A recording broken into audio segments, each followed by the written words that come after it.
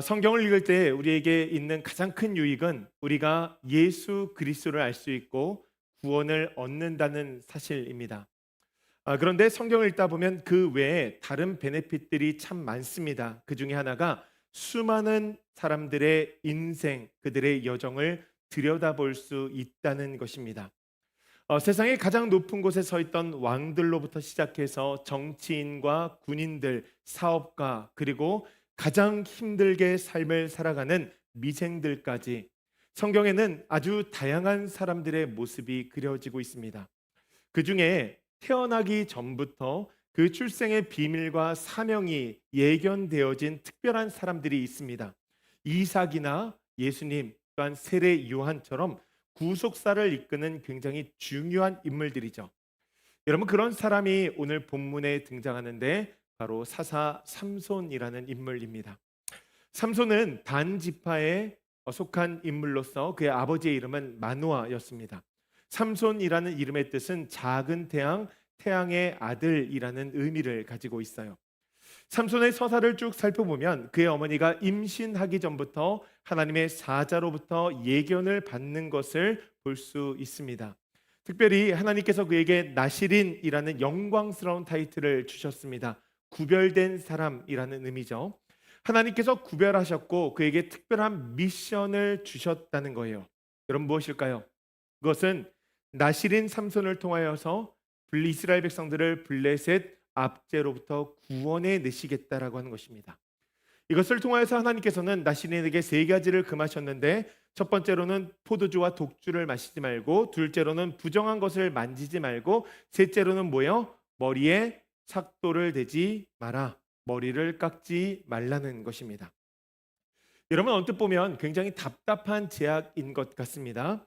그런데 사실 이것은 하나님과 온전하고 친밀한 관계를 맺기 위한 나시린의 특권이었다라는 사실을 기억해야 된다는 거예요. 여러분, 믿는 자에게는요, 특별한 권한이 있습니다. 그 권한이 무엇입니까? 우리가 하나님을 마음껏 찬양할 수 있는 것, 또한 그 하나님을 예배할 수 있는 것, 하나님의 말씀을 읽고 나눌 수 있는 것, 또한 영혼을 사랑할 수 있는 것. 여러분, 이것이 우리에게 부여되어진 특별한 권한이라는 사실을 기억하면서 여러분, 그 특권을 누리며 살 수 있는 주의 백성들 되어지기를 주님의 이름으로 간절히 축복합니다. 삼손은 하나님께서 특별하게 부르신 만큼 사사들 가운데 최고의 재능을 지니고 있었던 것 같아요. 압도적인 피지컬을 가지고 있었고 성령이 임하실 때마다 초인적인 능력을 발휘합니다. 누가 봐도 이스라엘을 구원할 히어로처럼 보였어요. 그런데 오늘 본문의 말씀을 보니까 그의 모습이 너무나 초라합니다. 그의 모습이 너무나 비참한 거예요. 그 대단했던 영웅이 블레셋 사람들에게 붙잡혀서 두 눈이 뽑혀진 채 감옥에서 짐승처럼 맷돌을 돌리는 신세가 되어진 것이죠. 화려하게 시작된 그의 사역이 바닥에 추락하는 것, 거기서 멈추지 아니하고 지하에 완전히 추락하게 되어졌다라고 하는 것입니다. 여러분, 이유는 분명합니다. 그의 삶을 가만히 보면 그는 평생에 자기 눈에 좋은 것을 쫓아 삶을 살았습니다. 또한 하나님께서 주신 거룩한 서약, 이 나시린의 서약을 잊어버렸어요. 너무나 가볍게 여겼다는 것이죠. 또한 정욕에 이끌려 여자들의 유혹에 너무나 쉽게 넘어갔습니다. 그리고 성령님께서 주신 능력을 마치 자신의 능력인 것처럼 착각하고 교만했다라고 하는 것이죠. 결국 하나님의 영이 떠난지도 모른 채 껍데기의 인생을 살다가 두 눈이 뽑히고 사막이 꽉 막힌 감옥 가운데에서 수치의 맷돌을 돌리는 존재가 되었다는 것입니다. 여러분, 제가 이번 주에 이 말씀을 묵상하는데 삼손의 인생이 너무 안타까운 거예요. 말씀을 하루는 계속 묵상하고 있는데요, 주체할 수 없는 눈물이 막 흐르는 거예요. 왜 이렇게 눈물이 날까? 그리고 가만히 생각을 해보니 두 눈이 뽑힌 채 맷돌을 돌리고 있는 삼손의 비참한 모습이 혹시나 오늘 나의 모습은 아닌가?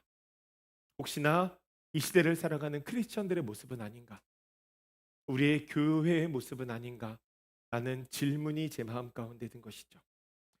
여러분, 이 땅을 살아가는 수많은 크리스천들이요, 삼손의 모습처럼 오늘 능력 가운데 살아가는 것이 아니라 절망의 구렁텅이에 빠져 살아간다는 것입니다. 생각해 보십시오. 우리는 하나님의 은혜를 입은 자들입니다. 십자가의 은혜를 입었어요. 교회 나와 복음을 듣는 순간 가운데 그 어떠한 사랑이 우리 가운데 부어졌습니다. 세상이 줄 수 없는 사랑, 세상이 볼 수 없는 사랑, 저 하늘로부터 온 그 사랑이 우리에게 부어져서 우리가 영원한 생명을 가지게 되었다는 것을 확증하게 되어졌어요. 하나님의 자녀로서 그래 나는 세상과 다른 거룩한 삶을 살아야지 매 순간 결단하게 되어졌다라고 하는 것이죠. 그렇게 말씀의 사람으로, 기도의 사람으로 삶을 살아갑니다. 하나님의 역사를 드러내기도 했고 세상과 다른 삶으로 많은 사람들에게 감동을 주기도 했어요. 그런데 어느 순간에 가만히 내 삶을 돌아보니 그런 모습이 아닌 거예요. 세상과 적당히 타협하고 육체의 정욕과 안목의 정욕과 이생의 자랑을 쫓아서 삶을 살고 있는 것이죠. 영적인 시력은 잊어버린 채 수치와 절망이라고 하는 무거운 맷돌을 쳇바퀴 돌듯 돌리고 있는 거예요.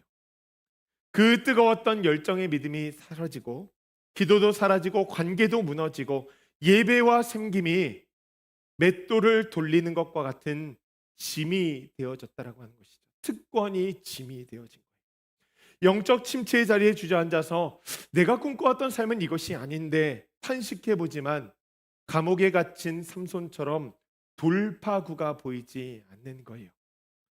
아마 오늘 이 예배 자리 가운데 그 막막함 가운데 나오신 분들 계실 것입니다.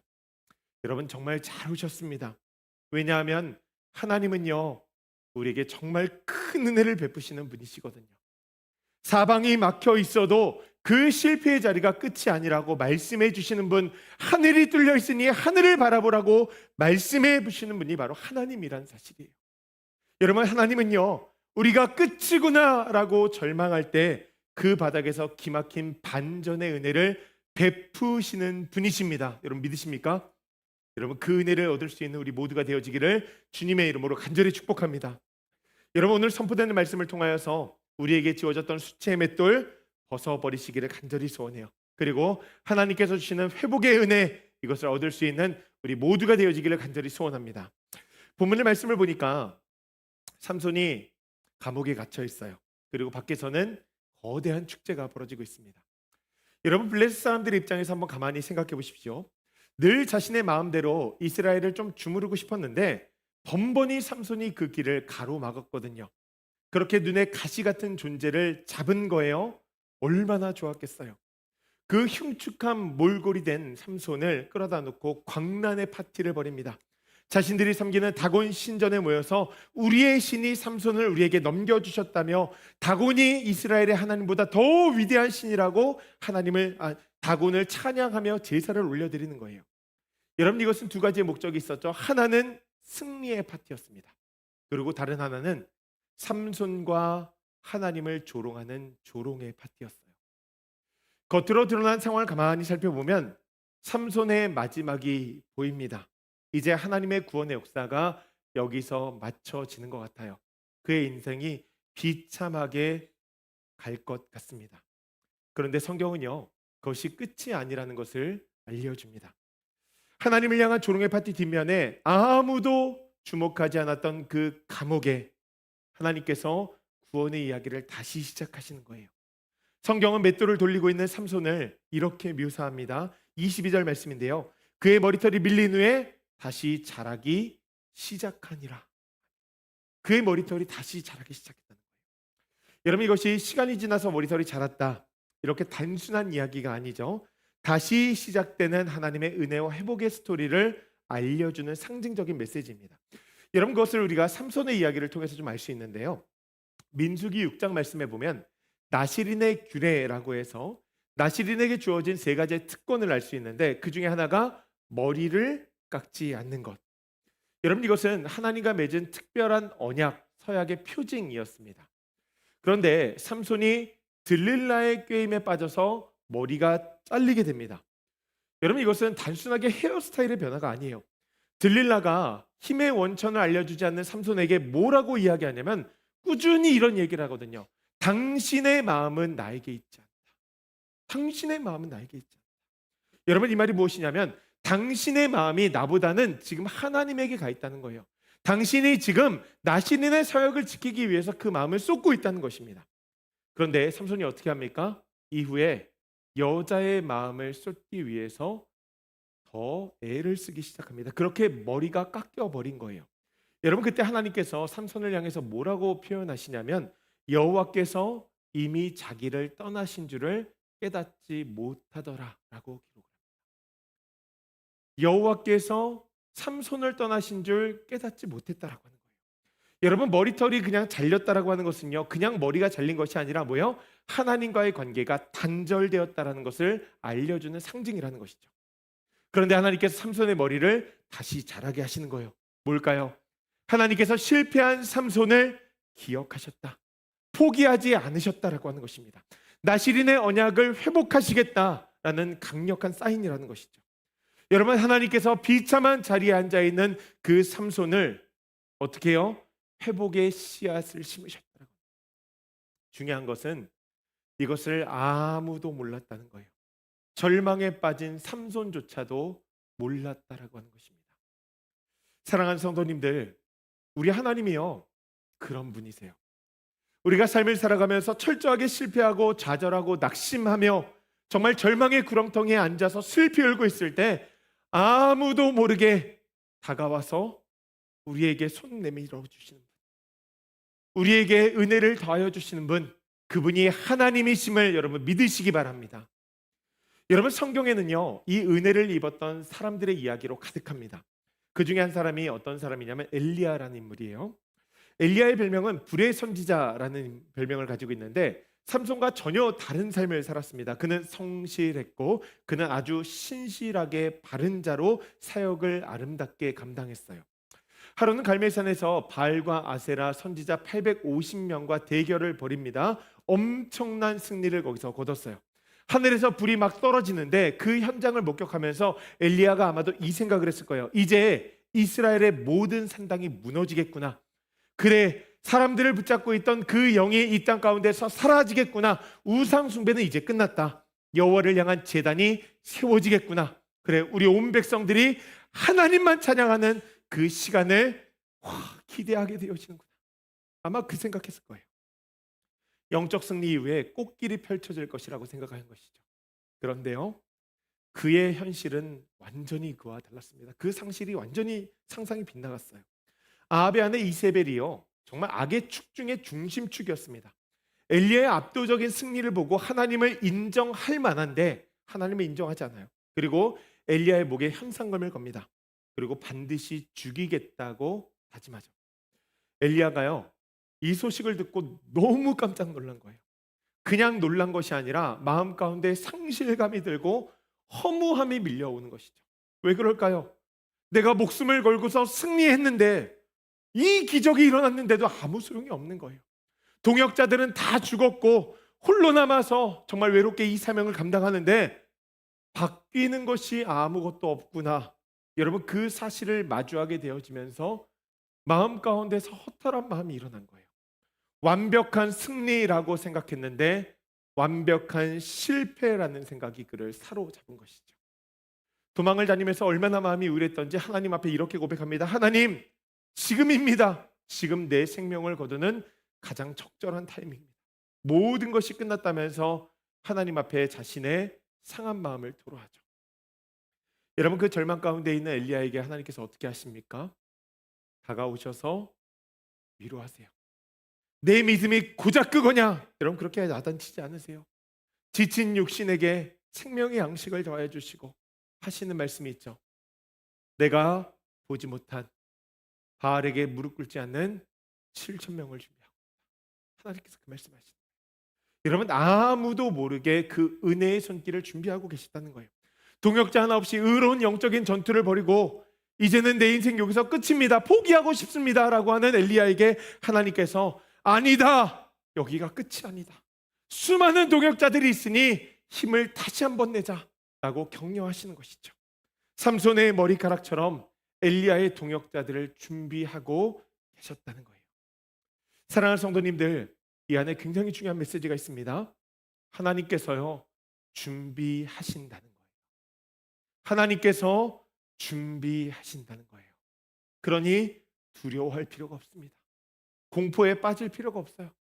준비하신다는 거예요. 그리고 또 하나, 하나님께서 먼저 찾으셨다라고 하는 것입니다. 우리가 먼저 찾은 것이 아니라 하나님께서 먼저 찾으셨다는 거예요. 삼손이 하나님을 먼저 찾은 것이 아니라 하나님께서 삼손을 먼저 찾으셨다라고 하는 것이죠. 여러분, 하나님은요 그렇게 우리에게 먼저 다가오시는 분이세요. 훗날 그 만남을 경험했던 사도 요한이 이런 경험을 고백을 하지 않습니까? 우리가 사랑함은 그가 나를 먼저 사랑하며, 그가 먼저 우리를 사랑했기 때문에 내가 사랑할 수 있게 되어졌다는 거예요. 여러분, 이것이 바로 은혜의 본질입니다. 하나님께서 먼저 찾아오신다라고 하는 거예요. 하나님은 오늘 우리에게도 동일한 은혜를 주기를 원하신다는 사실 여러분 기억하십시오.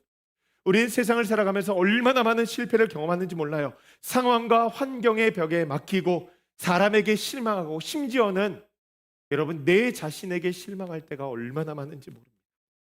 그 절망의 자리에 들어가면요, 여러분 아무리 많은 것을 가지고 있어도 그것이 감옥이 되어져요. 왜 그럴까요? 마음의 감옥에 갇혔거든요. 때로는 엄청난 승리를 거두었지만 그 이후의 상황이 내 뜻대로 풀리지 않아서 하나님 차라리 나를 데려가 달라고, 난 더 이상 못하겠다고 여러분 그렇게 하나님 앞에 토로할 때가 얼마나 많은지 모릅니다. 여러분 그렇게 부르시지만 하나님께서 됐다 이렇게 말씀해 주시면 좋은데 하나님께서 침묵하세요. 여러분 그 침묵할 때 하나님께서 뭐 하고 계시는지 아십니까? 준비하고 계세요. 소리 없이 내 삶에 보이지 않는 그 회복을 위해서 일하고 계시는 분이 바로 하나님이시라는 거예요. 여러분 그것을 믿음으로써 나아갈 수 있는 우리 모두가 되어지기를 간절히 소원합니다. 그렇게 우리에게 다가오신다는 것이죠. 하나님께서 우리를 절대로 포기하지 않으신다는 거예요. 나도 모르는 사이에 하나님의 은혜에 젖고 있다는 사실, 삼손의 머리카락처럼 그렇게 은혜 가운데 빠져든다는 것이죠. 여러분 그 신실하신 하나님을 기억할 수 있는 우리 모두가 되어지기를 주님의 이름으로 간절히 축복합니다. 우리가 삼손의 길을 보면서 또 하나 기억해야 될 것이 있는데요, 이미 읽고 오셨겠지만 삼손의 삶을 쭉 살펴보면 그가 늘 자기 눈에 좋은 대로 행하는 모습을 볼 수 있습니다. 그가 다른 믿음의 선조처럼 하나님 앞에 간절하게 기도하면서 찾지 않아요. 삼손이 기도하는 장면이 사사기 15장 말씀에 한번 등장하거든요. 나귀 턱뼈로 사람들을 1000명을 죽였어요. 그리고 나 힘들어서 목말라 죽겠다고 하나님 앞에 기도합니다. 그런데 말씀을 쭉 읽어보면 이게 불평인지 기도인지 이 경계가 굉장히 애매해요. 전 사실 삼손의 기도를 보면서 그렇게 느껴졌거든요. 하나님, 당신이 주신 메시지, 당신이 주신 그 미션 내가 다 행했는데 왜 저한테 물 안 주십니까? 오늘로 해석하면 이럴 것 같아요. 하나님, 내가 일 다 했는데 왜 월급 안 들어옵니까? 이거 같아요. 여러분 그렇게 영적인 깊이라고는 정말 찾아볼 수 없는 삼손이 오늘 본문의 말씀을 보니까 간절한 마음으로 여호와께 부르짖어 여호와여 구하옵나니 그러면서 간절하게 기도하는 것이죠. 여러분 삼손이 사사로서 20년간 활동했습니다. 그동안 성령의 능력으로 막 사자도 찍고 블레셋 사람들도 물리치고 거대한 가사성의 문짝을 막 산 위에다 들어다 올려놓기도 합니다. 그 많은 사역을 하는데 삼손이 하나님 앞에 진지하게 물으면서 기도하는 것 같지 않아요. 하나님의 엄청난 능력을 사용하면서도 간절하게 묻지 않았다라고 하는 것이죠. 이 말은 무엇이냐면 자기의 필요에 따라, 그날 기분에 따라, 그냥 그 감정에 따라 행했다라고 하는 것입니다. 보이는 것에 본능적으로 반응한 것이죠. 어찌 보면 하나님이 필요 없었던 것이 아니라 보이는 것에 반응하느라 바쁜 거예요. 하나님을 볼 여유가 없는 거예요. 여러분 종종 이런 경험하시죠? 저한테 이런 말씀하실 때가 있는데, 목사님 제가 이번 주에 너무 바빠서 기도를 못했어요. 너무 바쁘다 보니까 기도의 자리를 지키지 못한 거죠. 근데 여러분 사실 바쁜 게 문제입니까? 바빠서 마음이 분주한 게 문제죠. 여러분 그게 문제인데 안목의 정욕에 사로잡혀 버린 거예요. 그런 그의 두 눈이 완전히 뽑혀 버렸습니다. 그리고 감옥에 던져졌어요. 여기서부터 놀라운 역설의 사건이 일어나기 시작하는데, 세상의 헛된 것들을 보던 육신의 눈이 사라지자 그의 영적인 눈이 떠지기 시작한 거예요. 세상에 시끄럽고 화려한 것들, 그것을 보지 않기 시작하니까 진짜 그제서야 보아야 할 분을 보게 되었다라고 하는 것이죠. 여러분, 그렇게 삼손이 하나님 앞에 부르짖은 거예요. 여호와께 부르짖어 이르되 주 여호와여 구하옵나니. 평생 세상을, 평생 자신만을 바라보던 사람이 이제서야 주님을 간절히 보게 되어졌다라고 하는 것입니다. 여러분, 신약을 보면 이와 비슷한 경험을 한 인물이 나옵니다. 사도 바울이죠. 그는 율법에 대한 엄청난 맹신과 확신을 가지고 있었어요. 여러분, 우리 마음 가운데 이 이야기를 담아야 되는데, 마음의 확신, 잘못된 신념, 여러분 이거 가진 사람 진짜 무섭습니다. 그래서 뭐라 그러죠? 책 한 권 봤는데 그 책에 올인한 사람 가장 무섭다고 이야기하잖아요. 여러분, 바울이 그랬어요. 그 지식의 얄팍한 지식, 또한 눈에 보이는 율법적인 행위, 여러분 그것이 전부이라고 생각하시는 거죠. 그러니 율법의 틀을 깨는 예수님의 제자들, 이 사람들 다 이단이니까 죽여야 된다고 생각한 거예요. 그렇게 다메섹으로 향합니다. 그때 하나님께서 그에게 어떻게 하십니까?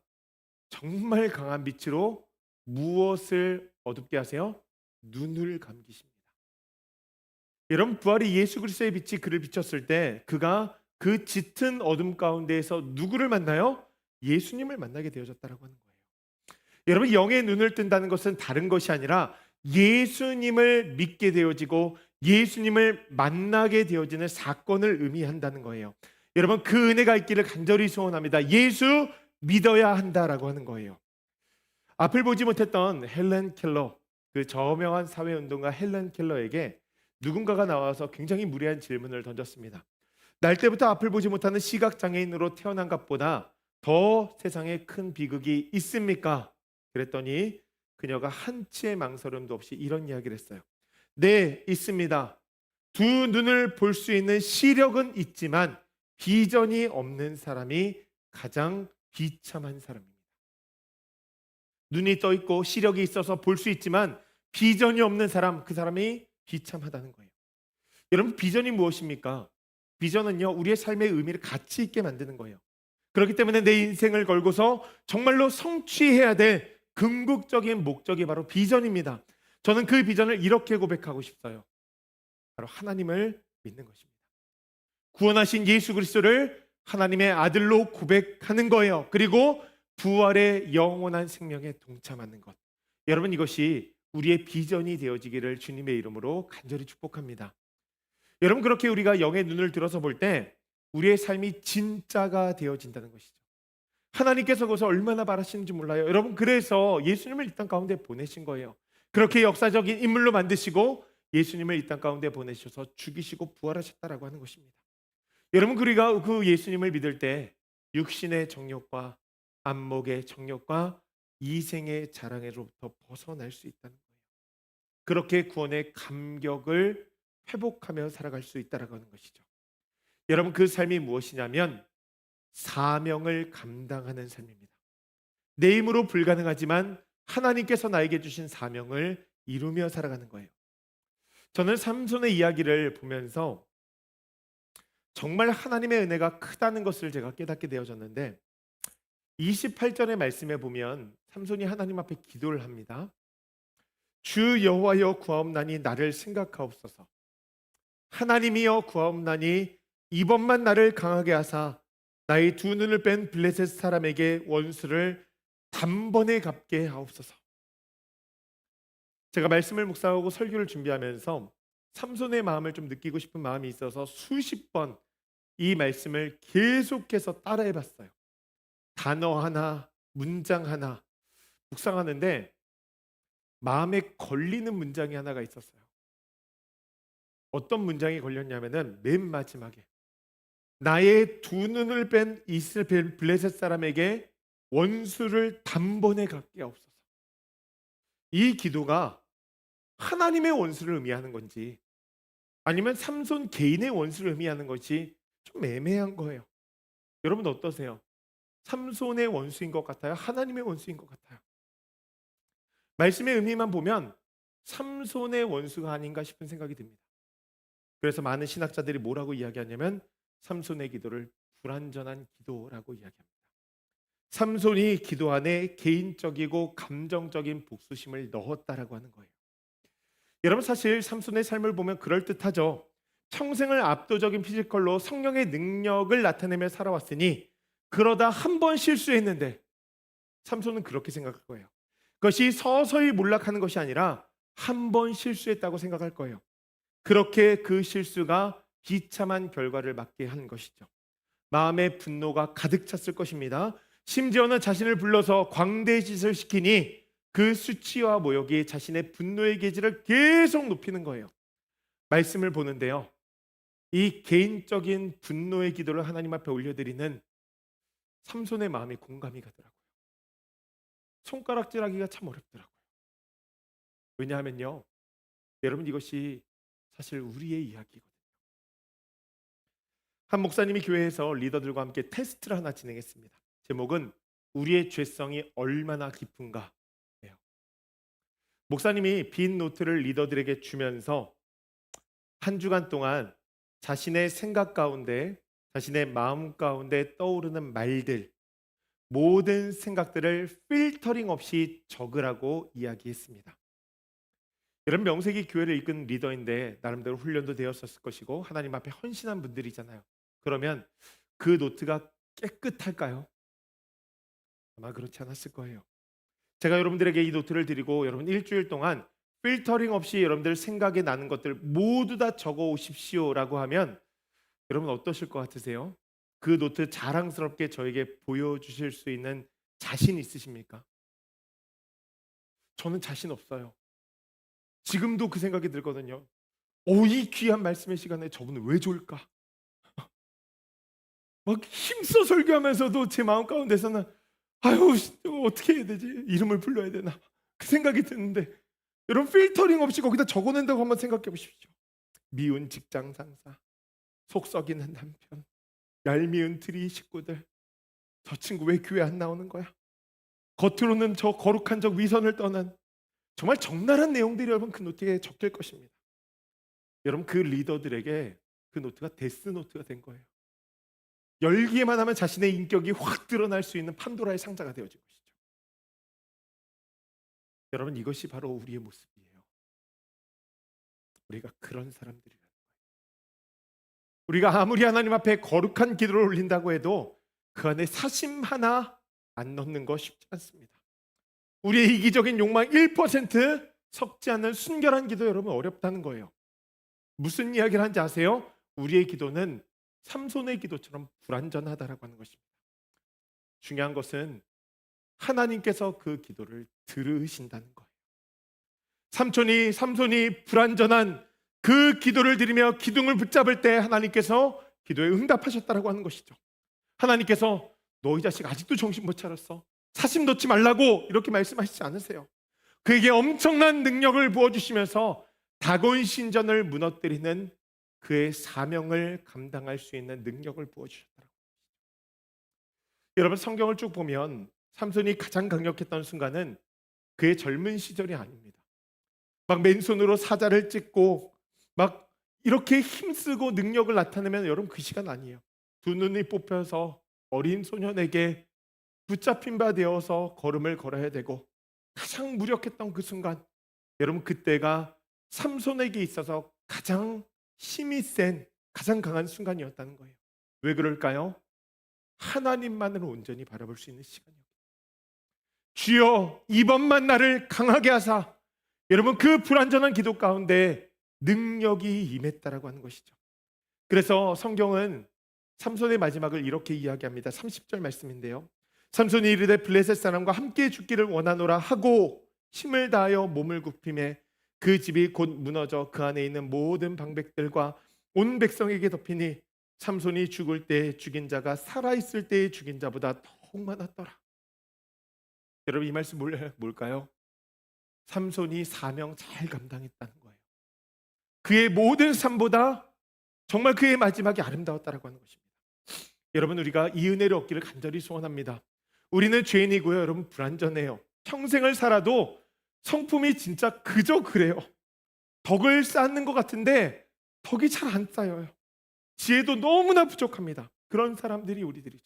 그런데 우리가 그런 상황 가운데에서도 주님을 믿음으로 바라보면서 주여 나를 한 번만 강하게 하사 이번만 강하게 해주세요. 믿고 나아갈 때 하나님께서 큰 능력을 우리 가운데 베푸신다라고 하는 것입니다. 그렇게 사명 완수하게 하신다.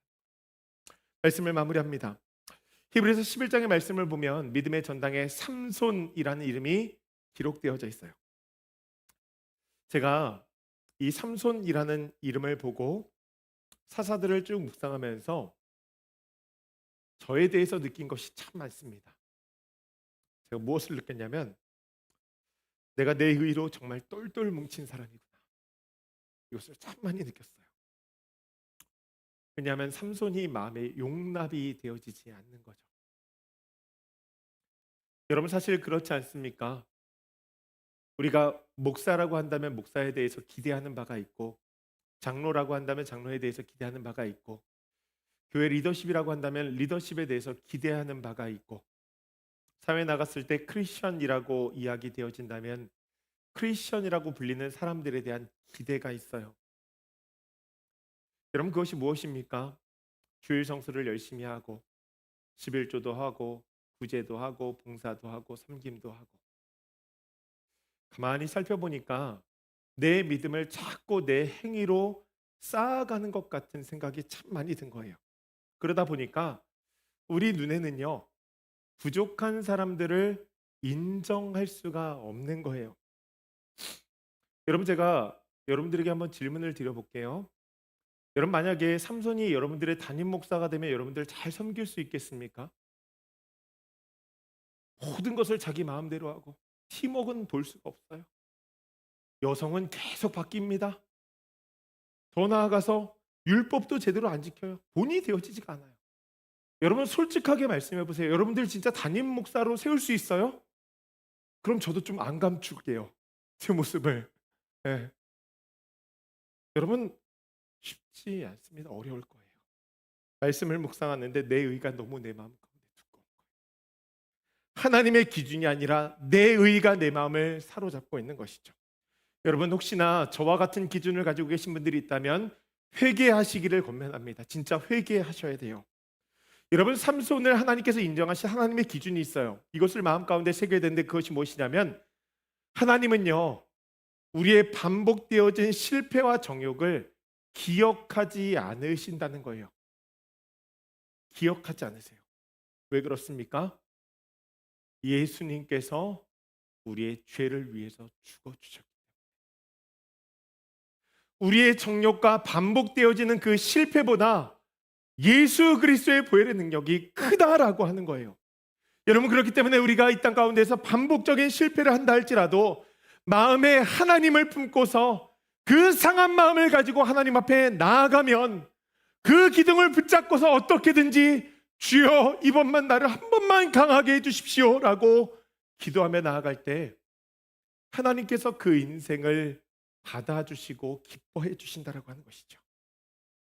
여러분 그것을 경험한 다윗이 이렇게 고백하는 거예요. 시편 51편 17절의 말씀인데 집사님 아마 맨 마지막에 하나 떠 있을 건데 하나 띄워 주시겠어요? 시편 51편 17절 말씀. 넘기고 넘기면 아마 가장 마지막에 있는 말씀이 시편 51편 17절 말씀입니다. 결단의 찬양 바로 앞에 없어요? 화살표 앞으로 한 잔만 더 넣어주시겠어요? 앞으로. 없나 보네요. 제가 읽을게요. 하나님께서 구하시는 제사는 상한 심령이라 하나님이여 상하고 통회하는 마음을 주께서 멸시하지 아니하시리이다. 아멘. 하나님께서 구하시는 제사는 완벽한 제물이 아니라 뭐예요? 상한 심령이다. 하나님이여 상하고 통회하는 마음을 주께서 멸시하지 아니하시나이다. 사랑하는 성도님들, 존경하는 성도님들, 우리가 예수를 깊게 바라보기를 간절히 소원합니다. 하나님은 완벽한 제물이 아니라 불완전한 기도를 올려드리는 상한 심령을 찾으신다는 거예요. 여러분 혹시 오늘 이 자리 가운데 한 주간 수치의 절망의 맷돌을 돌리면서 마음의 감옥에 갇힌 자들이 있다면 꼭 그 예수 그리스도를 바라보기를 소원합니다. 마음이 상한 자를 고치시는 주님. 여러분 기도 가운데 사심 담아도 괜찮아요. 풀리지 않는 문제 앞에서 주여 한 번만 나를 강하게 하사. 여러분 이렇게 진심으로 기도하며 나아갈 때 하나님께서 응답하신다라고 하는 것이죠.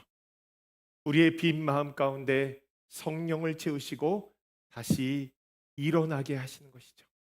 여러분 그 은혜를 한 주간 얻으며 충분히 누리며 살아갈 수 있는 우리 모두가 되어지기를 주님의 이름으로 간절히 축복합니다.